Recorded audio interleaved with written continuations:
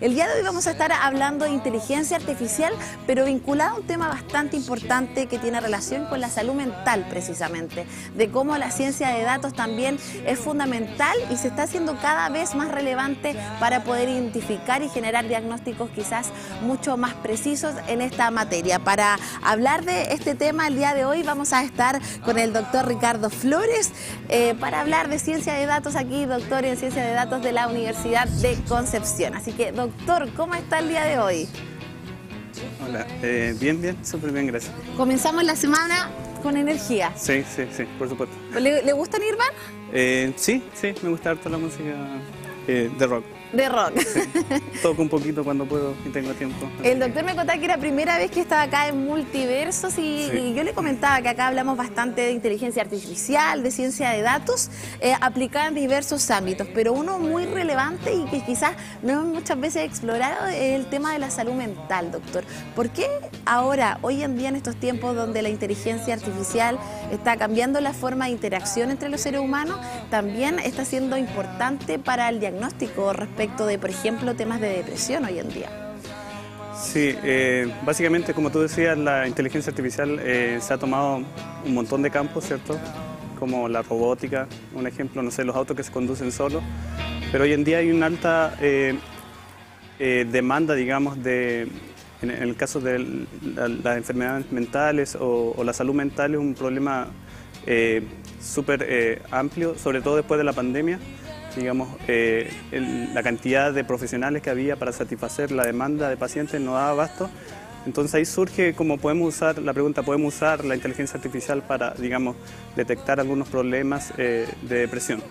Así es, como usted lo dice, con esta pregunta queremos también revisar junto a nuestro querido público de la comunidad del multiverso si ustedes también confiarían en la inteligencia artificial para abordar temas de salud mental. Vamos a revisar la nota de Dolce Vele. Mundo, 1 de cada 8 personas sufre problemas de salud mental y los jóvenes son especialmente vulnerables. Pero conseguir tratamiento puede resultar difícil y costoso.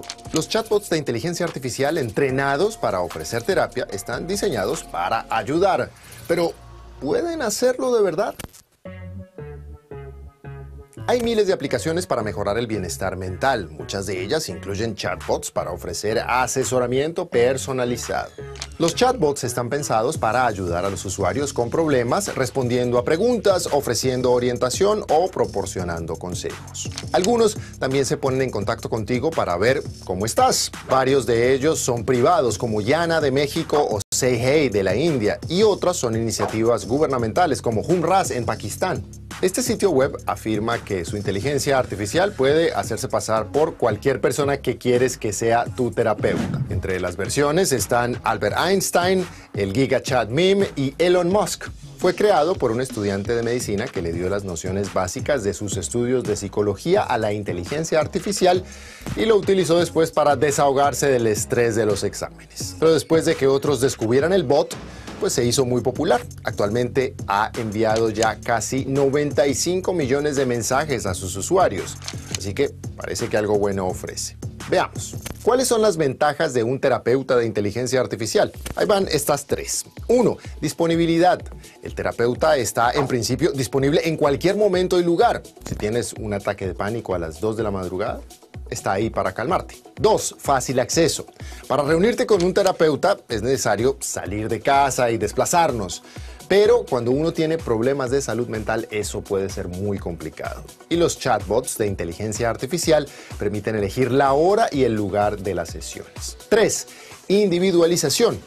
Un compañero, un asistente de inteligencia artificial podría programarse para comportarse exactamente como necesitamos. A veces la relación entre un terapeuta y un paciente puede ser delicada. Si no están bien compenetrados, la terapia pierde eficacia. Y hay un detalle muy interesante. Un estudio demostró que en el caso de las personas pertenecientes a minorías, la disposición a buscar ayuda aumentaba significativamente cuando se disponía de un chatbot. En el estudio, las remisiones a servicios de salud mental aumentaron un 29% entre las minorías étnicas y un 179% entre las personas no binarias cuando se utilizó un chatbot en el proceso de remisión médica. Por lo tanto, sería de esperar que los miembros de estas minorías puedan expresarse con mayor facilidad con un chatbot, perder el miedo a ser objeto de intolerancia o prejuicios. Eso es muy bueno. Algo que mencionaba esta nota de Deutsche Welle indicaba terapeuta de inteligencia artificial. Yo creo que años atrás no hubiéramos imaginado el poder estar conversando respecto a este tema. ¿Por qué también es tan relevante tener una identificación muy pronta respecto de temas, por ejemplo, como la depresión, cierta enfermedad de salud mental como la depresión, considerando que también tienen impactos bastante o magnitudes de impacto económicos, sociales, cierto, desde el individuo? ¿Cómo la inteligencia artificial ahí nos puede ayudar también a generar este diagnóstico de identificación muy temprana? ¿Cómo nos puede ayudar? Principalmente yo trato de responder esa pregunta usando un método multimodal, es decir, abarco, digamos, varios aspectos de un paciente, digamos. En este caso, como lo decía el reportaje, analizaban básicamente texto, interacción con texto, cosa que es relevante, saber lo que dice la persona, lo que quiere escuchar, pero también analizo, por ejemplo, la voz, los tonos de voz o los cambios de voz, es decir, el lenguaje no verbal, digamos, que es interesante, y también las expresiones faciales, es decir, cómo las expresiones faciales pueden ayudar, digamos, a detectar ansiedad o depresión. Entonces, mi investigación se basa en eso, digamos, usar todas estas modalidades para tratar de predecir depresión. Y para eso uso inteligencia artificial y los modelos de estado del arte, digamos, para poder predecir. Doctor, ¿qué características relevantes presentan estos modelos para poder identificar y generar diagnósticos mucho más tempranos en relación a los métodos tradicionales que conocemos comúnmente? Sí, las características, bueno, algunas se mencionaron, es que se pueden, digamos, inmediatamente, si logramos entrenar un modelo, digamos, se puede usar, cualquier persona lo puede usar desde cualquier parte del mundo, no tiene que salir de la casa, está a disponibilidad de mucha gente. Y la tecnología hoy en día ha avanzado un montón, digamos, para mejorar la forma en que podemos capturar estas distintas características que, digamos, nos pueden ayudar a detectar depresión.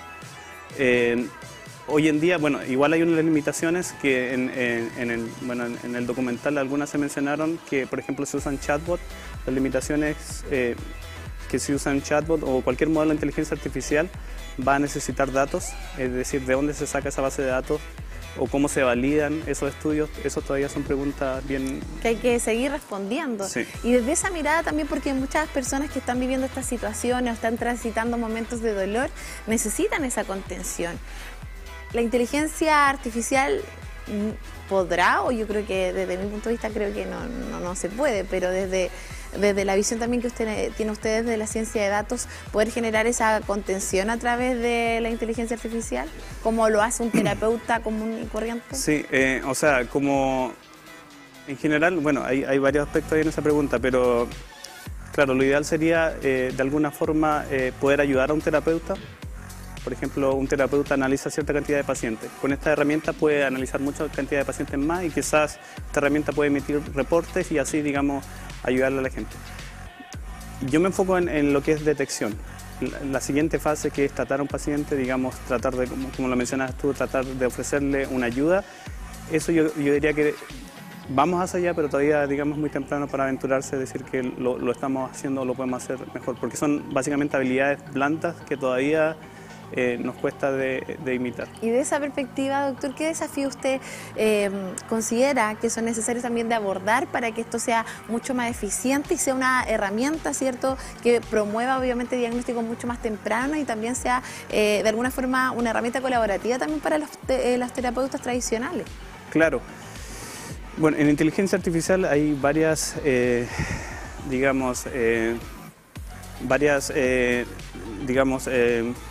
corrientes, si se puede llamar, donde hay gente que, claro, que cree que esto puede servir a la humanidad y hay gente que cree que lo puede destruir. Yo soy optimista y creo que sí puede servir, sobre todo en el tema de salud. Entonces, estas herramientas nos pueden ayudar a mejorar la salud en general.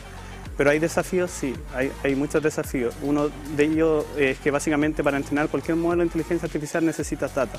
La data disponible, sobre todo en Chile, digamos, no existe una base de datos, digamos, unificada por la cual uno pueda llegar y entrenar un modelo.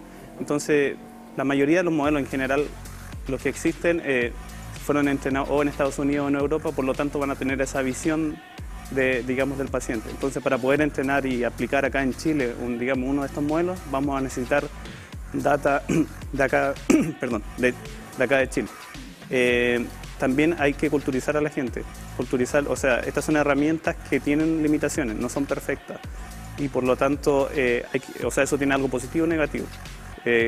Bueno porque, o sea, quizás negativo porque, claro, no puedo detectar depresión con un 100% o como lo haría un psicólogo o un psiquiatra.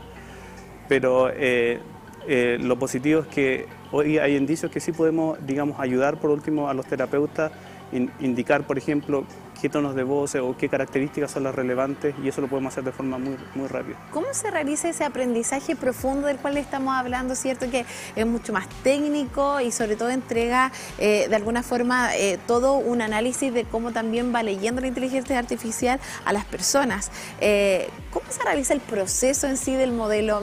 Porque ahí quizás me gustaría que profundizáramos también en cómo lo realiza la inteligencia artificial. Claro, o sea, voy a hablar o sea, pueden haber distintos casos, voy a hablar de mi caso personal, cómo lo hago yo. Básicamente yo trabajo con entrevistas grabadas de pacientes reales, entonces hay un profesional que entrevista a un paciente, se graba esa entrevista y después de esa entrevista se sacan las 3 modalidades que mencioné al inicio, que son la voz, de la voz se saca el texto, y ahí tenemos 2, y también con las imágenes se sacan las expresiones faciales.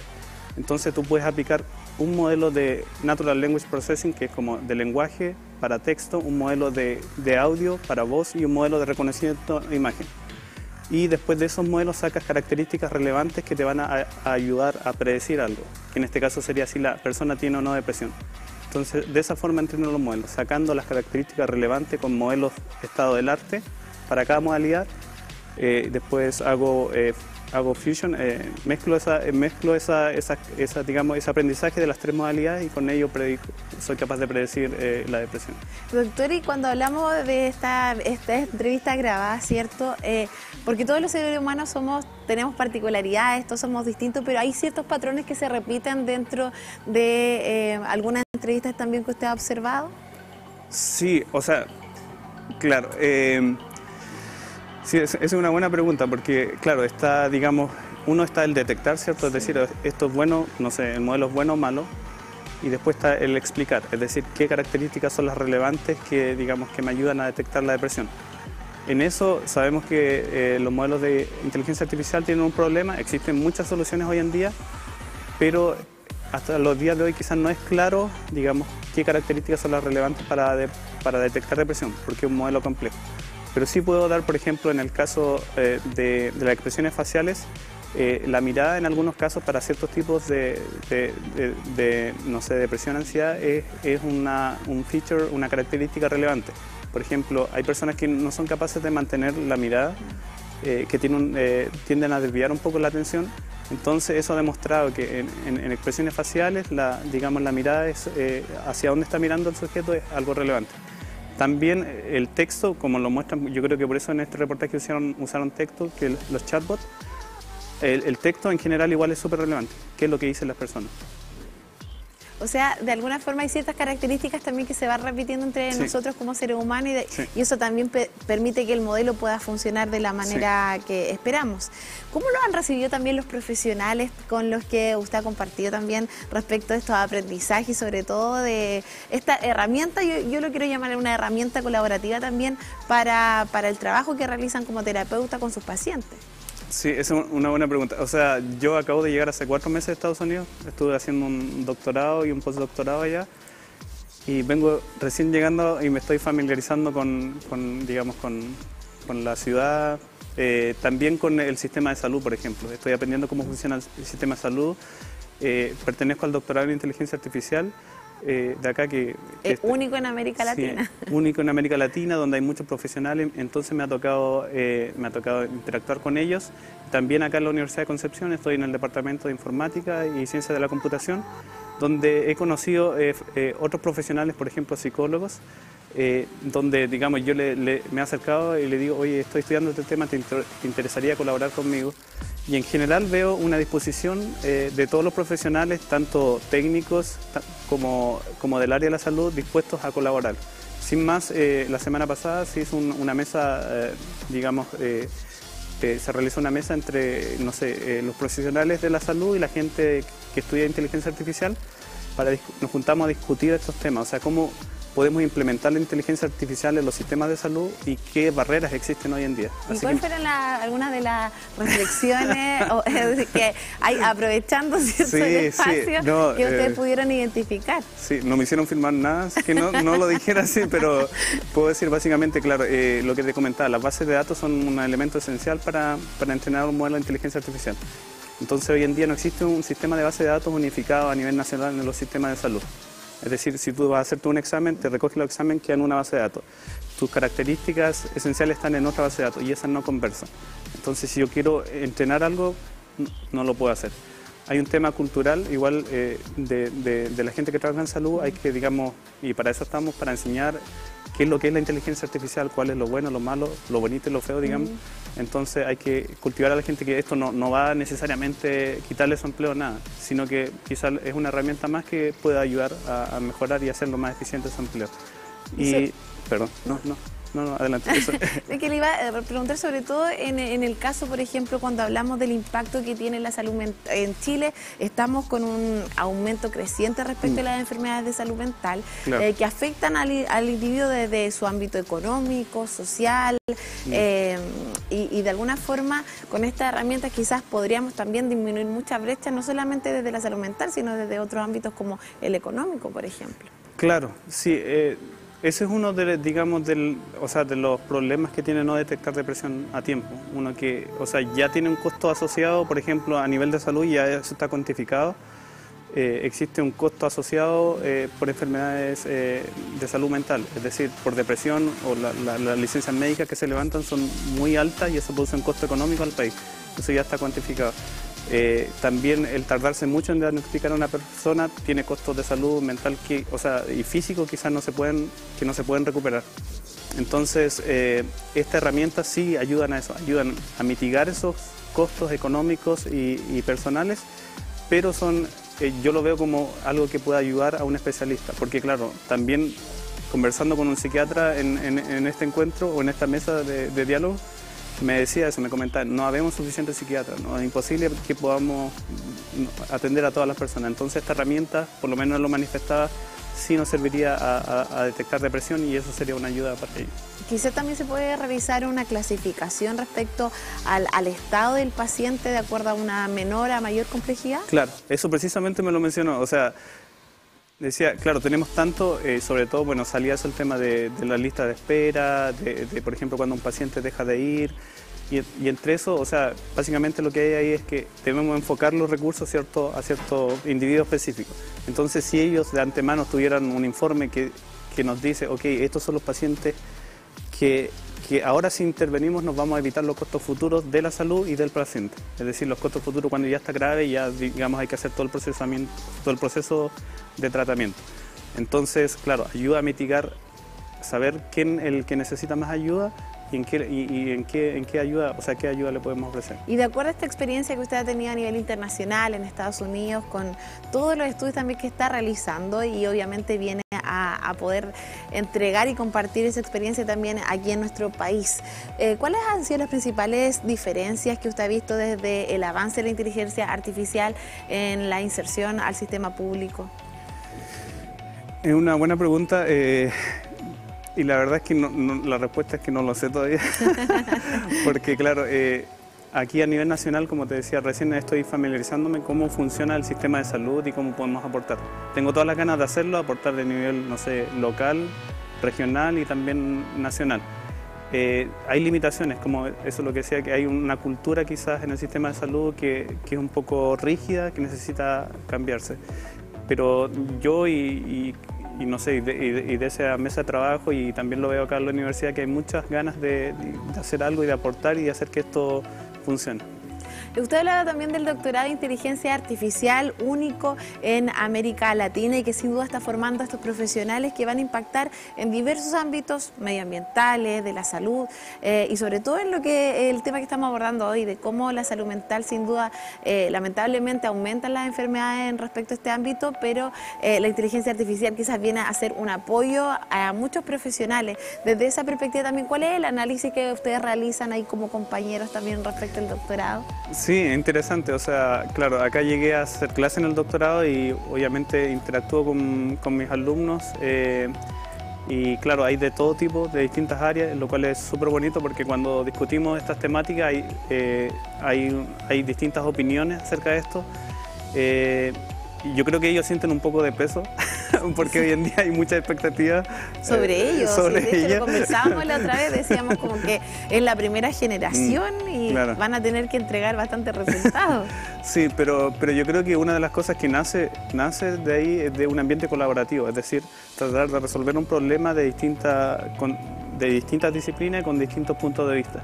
Y eso ayuda mucho a resolver un problema de una mejor forma, porque si te quedas con un solo punto de vista, lo más probable es que te van a encontrar con muchos problemas más adelante. Entonces yo lo veo optimista, con ganas de hacer cosas y al igual que todos mis colegas del doctorado. ¿Cómo ve el futuro de la tecnología y sobre todo de la inteligencia artificial en el sistema público de salud y cómo va a mejorar la eficiencia y la eficacia también de los procesos para, por ejemplo, que no hayan listas de espera, que es lamentable lo que ocurre todavía en nuestro país respecto a ese tema?